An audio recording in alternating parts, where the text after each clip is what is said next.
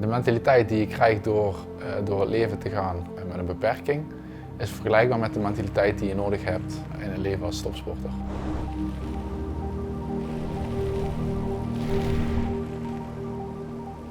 Mijn naam is Mitch Verliezen.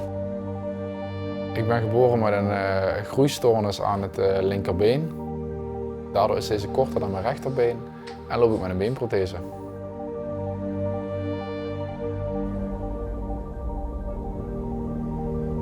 Toen ik 20 jaar werd, is mijn voetje van mijn linkerbeen geamputeerd, zodat ik een betere prothese kon krijgen.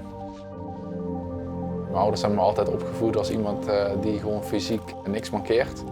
En dat heeft ook wel dus voor gezorgd dat ik me zelden anders heb gevoeld dan valide, gezonde mensen.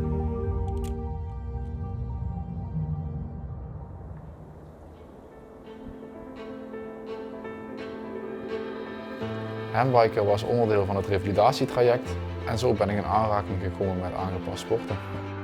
Dus het wel mentaal wel even schakelen om van een valide sport over te stappen naar een aangepaste sport.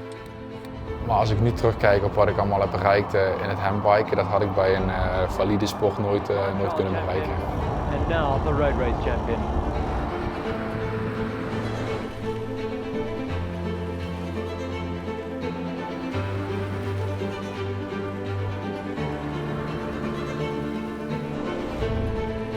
Ik hou me bezig met de doorontwikkeling van het materiaal, zodat ik de beste handbike ter wereld heb.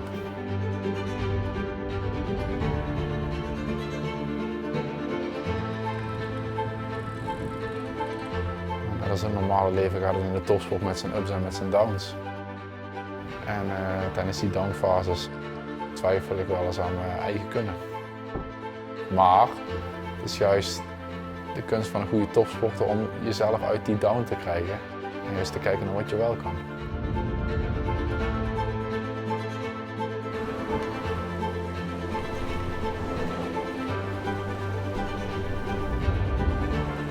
Als ambassadeur van Iedereen kan sporten, kan ik hopelijk met mijn sportprestaties andere mensen met een beperking inspireren om het maximale uit hun leven te halen. Ik zeg altijd, kan ik niet, dat kan ik niet.